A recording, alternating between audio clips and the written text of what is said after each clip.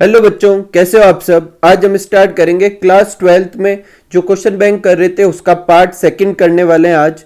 और part second में अपन करेंगे क्वेश्चन नंबर 51 से लेकर 100 तक जो ऑब्जेक्टिव क्वेश्चन थे वो सारे करने वाले हैं। अगर अभी तक आपने पार्ट फर्स्ट विजिट नहीं किया हो तो इस कार्ड पर क्लिक करके पार्ट फर्स्ट विजिट कर सकते हैं। तो फर्स्ट क्वेश्चन लेते हैं अपन, जो क्वेश्चन नंबर 51 है कि which is the coin metal. इनमें से कॉइन मेटल कौन सा है। तो कॉइन मेटल वो होते हैं जिससे कॉइन बनते हैं। तो कॉइन किसके बनते हैं, कॉपर के बनते हैं, सिल्वर के बनते हैं और गोल्ड के बनते हैं। तो कौन सा ऑप्शन होगा, डी ऑप्शन होगा, copper, silver and gold. Next question है which element non belong to first transition series. पहली ट्रांजिशन सीरीज में कौन सा एलिमेंट नहीं है। तो सिल्वर जो है वो फर्स्ट ट्रांजिशन सीरीज में नहीं आता है, ठीक है।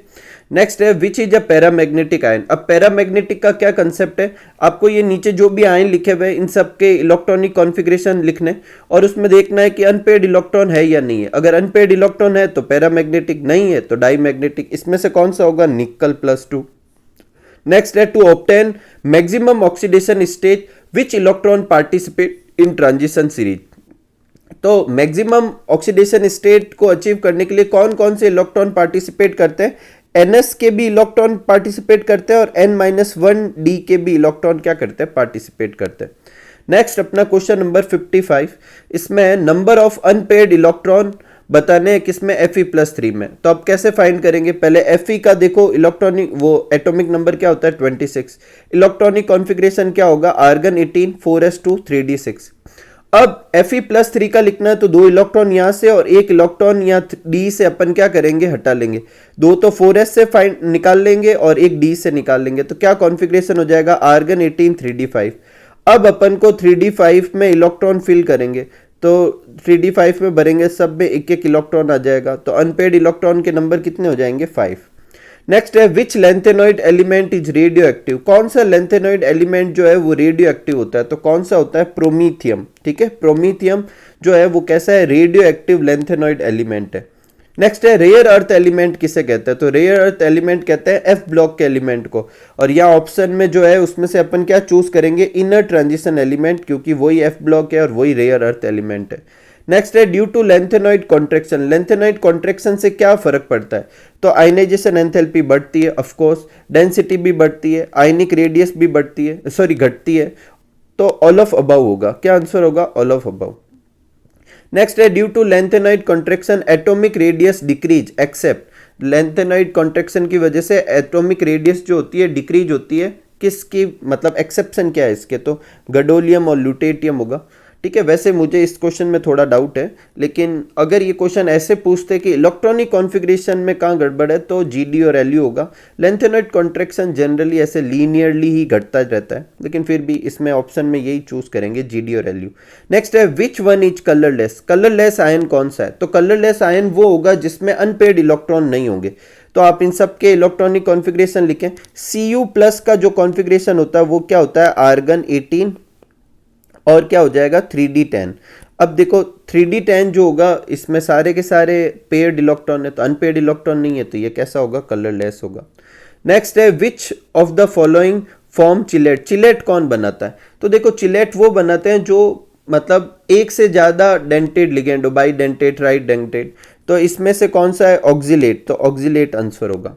नेक्स्ट है कि लिगेंड इन लिथियम टेट्रा हाइड्रो एल्यूमिनेट में लिगेंड कौन सा है। तो देखो जनरली अपन जब रिएक्शन करते हैं तो अपन ऐसे लिखते हैं LiAlH4 ऐसे लिखते हैं, लेकिन एक्चुअल में ये होता है Li ब्रैकेट Al और फिर H और फिर 4, ठीक है, कुछ ऐसा होता है। और इसमें से H जो है वो लिगेंड है और वो भी लिगेंड कैसा है, H-। तो क्या आंसर होगा, H-। नेक्स्ट है NiCO होल ट्वाइस में Ni की ऑक्सीडेशन स्टेट। तो एकदम सिंपल सी है, इसके ऊपर कोई चार्ज नहीं दिख रहा तो ऑक्सीडेशन स्टेट 0 होगी। अगर चार्ज होता तो फिर अलग बात है, यही अगर इसकी बात करें तब तो कोई इसकी ऑक्सीडेशन स्टेट होगी नहीं, क्योंकि CO जो होता है वो भी न्यूट्रल है और कुछ चार्ज दिख नहीं रहा, तो 0 ऑक्सीडेशन स्टेट। नेक्स्ट है स्क्वायर प्लेनर ज्योमेट्री किसकी है। तो NiCN4-2 की क्या होगी, स्क्वायर प्लेनर होगी।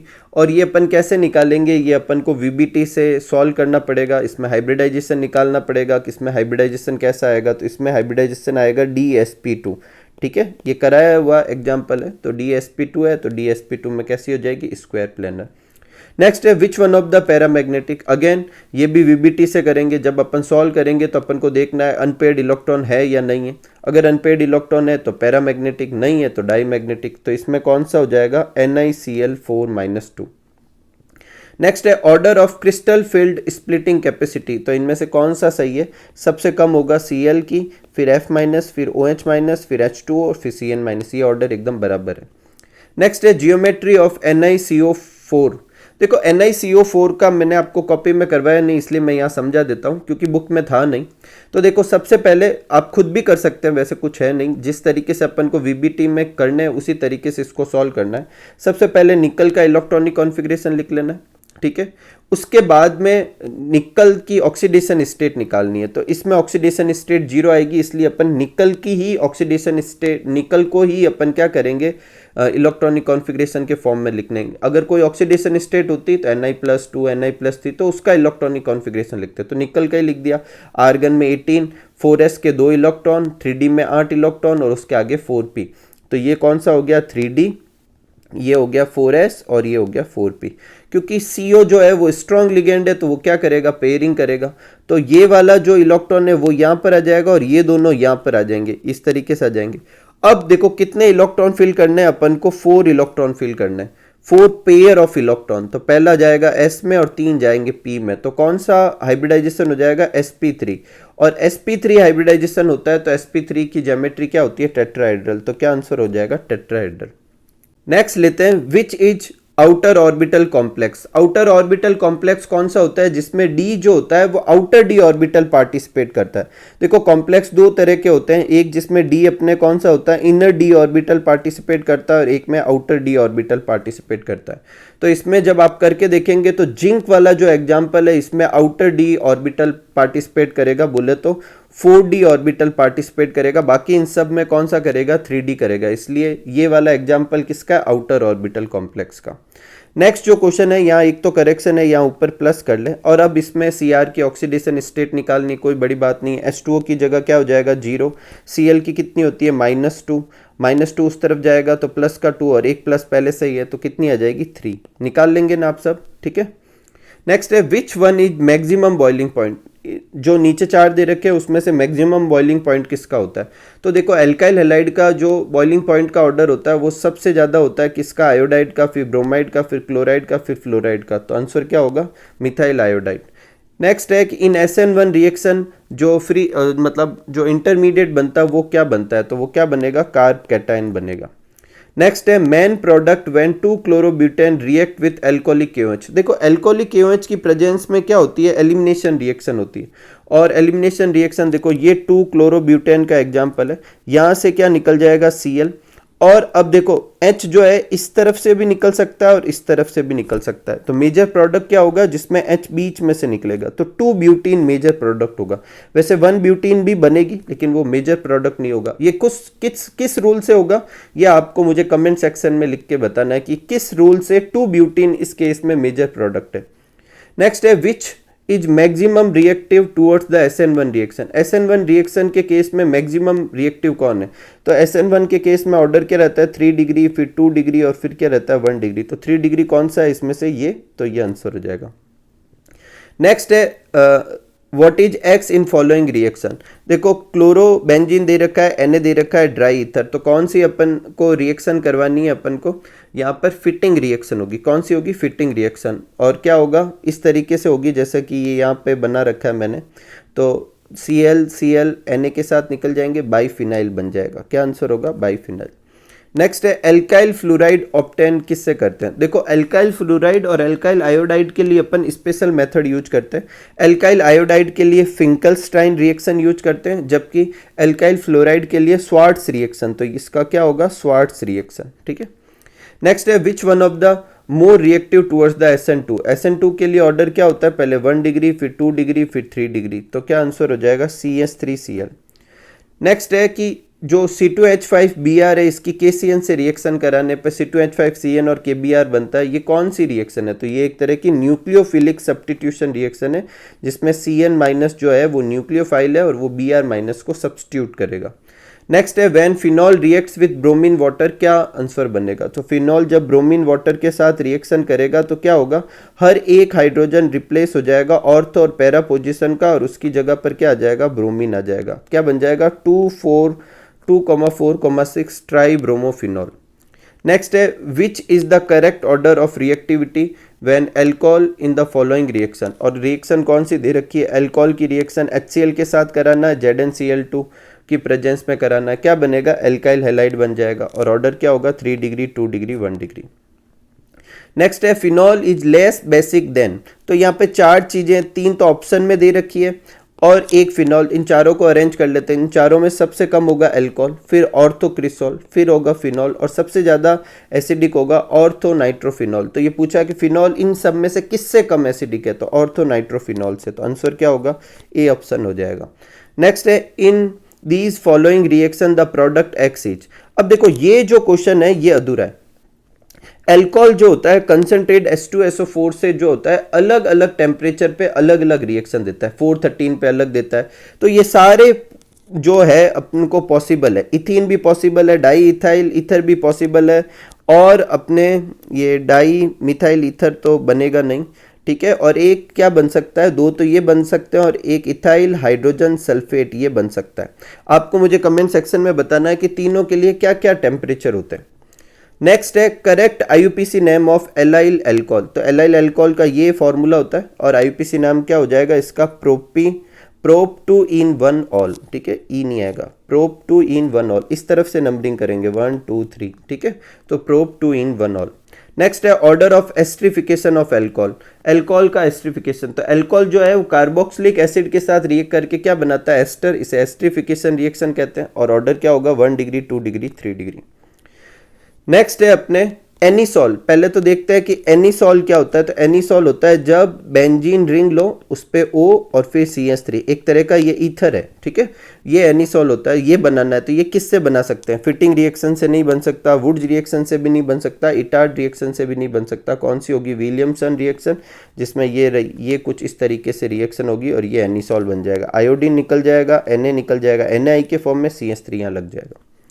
नेक्स्ट है कैनिजारो रिएक्शन कौन नहीं देता इन 4 ऑप्शन में से, तो देखो कैनिजारो रिएक्शन सिर्फ वो देते हैं जिनमें अल्फा हाइड्रोजन नहीं होते। तो इसमें अल्फा हाइड्रोजन नहीं है, ये देगा, इसमें अल्फा हाइड्रोजन नहीं है, ये भी देगा, इसमें अल्फा हाइड्रोजन नहीं है, ये देगा, इसमें अल्फा हाइड्रोजन है, 3 अल्फा हाइड्रोजन है, तो ये नहीं देगा। तो अपना ऑप्शन क्या हो जाएगा, ये सही आंसर है। नेक्स्ट है in Clemmensen reduction carbonyl compound is treated with, Clemmensen जो रिडक्शन होता है उसमें कार्बोनिल कंपाउंड को अपन किसके साथ ट्रीट करते हैं, तो जिंक अमलगम और HCl के साथ जो रिएक्शन होती है उसे कहते हैं क्लेमेंशन रिडक्शन। नेक्स्ट है which one of the following compound is more reactive towards the nucleophilic addition. देखो न्यूक्लियोफिलिक एडिशन में जैसे जैसे प्लस आई इफेक्ट बढ़ता है रिएक्टिविटी कम होती रहती है। तो इन चारों में से देखो HCH जो है वो सबसे ज़्यादा क्या होगा, रिएक्शन देगा। नेक्स्ट है रोजेन मुंड रिएक्शन जो होती है वो किसकी प्रेजेंस में होती है, तो PD प्लस BaSO4 की प्रेजेंस में होती है। PD यहाँ कैटालिस्ट है और BaSO4 जो है वो फर्दर रिडक्शन से क्या करता है, रोकता है। नेक्स्ट है IUPAC name of acetone, acetone क्या होता है, CH3, C double bond O CH3, और इसका IUPAC नाम क्या होगा, प्रोपेनॉन, क्या होगा, प्रोपेनॉन। नेक्स्ट है in which of the following number of carbon atom are not same when carboxylic acid is obtained by oxidation। तो देखो कीटोन का जब ऑक्सीडेशन करते हैं तो उससे कार्बोक्सिलिक एसिड बनता तो है लेकिन एक कार्बन कम बनता है। तो यही तो क्वेश्चन पूछा है कि किस में कार्बन के नंबर सेम नहीं होंगे, तो कीटोन के केस में सेम नहीं होंगे। नेक्स्ट अपना क्वेश्चन आगे बढ़ते हैं, which reagent is use to distinguish between phenol and benzoic acid, phenol और बेंजोइक एसिड के बीच में डिस्टिंग्विश करने वाला कौन सा रिएजेंट होगा। तो देखो फिनॉल और बेंजोइक एसिड दोनों एसिडिक होते हैं लेकिन बेंजोइक एसिड जो है वो ज़्यादा एसिडिक है, तो वो NaHCO3 के साथ रिएक्शन देता है लेकिन फिनॉल जो है वो नहीं देता, तो NaHCO3 से अपन करेंगे। नेक्स्ट अपना क्वेश्चन है कि CH3CHO की HCN से रिएक्शन कराने पर X बनता है, X क्या है, तो ये एक न्यूक्लियोफिलिक एडिशन रिएक्शन है जिसपे HCN जुड़ता है और साइनोहाइड्रीन बनाता है, इस तरीके से रिएक्शन होगी, ठीक है, H जुड़ जाएगा O पे और एक CN भी जुड़ जाएगा। नेक्स्ट अपना क्वेश्चन है कि which one is 3 degree amine, तो 3 डिग्री अमीन में देखो NH जो होता है वो 2 डिग्री अमीन का वो फंक्शनल ग्रुप है, NH2 1 डिग्री का है, N खाली बचता है, तो ये आंसर हो जाएगा। नेक्स्ट है ये रिएक्शन दे रखी है, देखो मैं यहाँ बता देता हूँ, एमाइड, ब्रोमीन और NaOH। NaOH की जगह KOH भी हो सकता है। ये कौन सी रिएक्शन है? Hoffmann bromide reaction. इससे क्या बनेगा? एमीन बनेगा। तो X तो अपना क्या हो गया? Amine, RNS2। फिर ये कह रहा है कि वो एमीन CH-Cl3 क्लोरोफॉर्म और KOH के साथ रिएक्शन करके कुछ बनाता है, तो ये कार्बिल एमीन रिएक्शन, ये भी मैंने यहाँ पे बता दी। इससे क्या बनेगा? मिथाइल आइसोसाइनाइड या एल्काइल आइसोसाइनाइड। तो क्या ऑप्शन होगा? बी ऑप्शन हो जाएगा। नेक्स्ट है C3H9N में 1 डिग्री, 2 डिग्री, 3 डिग्री तीनों तरह के एमीन बन जाएंगे। तो सबसे ज़्यादा बॉइलिंग पॉइंट किसका होगा? तो सबसे ज़्यादा बॉइलिंग पॉइंट यहाँ होगा 1 डिग्री का, तो प्राइमरी का होगा सबसे ज़्यादा। नेक्स्ट है कि which one not shown optical isomerism, तो इसमें से कौन ऑप्टिकल आइसोमेरिज्म शो नहीं करेगा? 1-ब्यूटेनॉल नहीं शो करेगा। नेक्स्ट है मीजो टार्ट्रिक एसिड जो होता है वो ऑप्टिकली इनएक्टिव होता है, किसकी वजह से होता है? तो उसमें एलिमेंट ऑफ सिमेट्री जो होती है वो प्रेजेंट होती है, और कौन सी एलिमेंट ऑफ सिमेट्री होती है ये आप खुद बताएंगे। नेक्स्ट है पॉलराइजिंग एंगल जो होता है वो किस पे डिपेंड करता है? तो पॉलराइजिंग एंगल वेवलेंथ पे भी डिपेंड करता है, टेम्परेचर ऑफ सॉल्यूशन पे भी डिपेंड करता है, कंसंट्रेशन पे भी डिपेंड करता है। तो ऑल ऑफ अबव आंसर होगा। इसी के साथ अपने आज के वीडियो को एंड करते हैं, जिसमें सारे ऑब्जेक्टिव क्वेश्चन कर लिए। मिलते हैं अगले वीडियो में, तब तक आप सब लोग खूब सारा हार्डवर्क कीजिए, खूब खुश रहिए, खूब मस्त रहिए। Thank you for watching.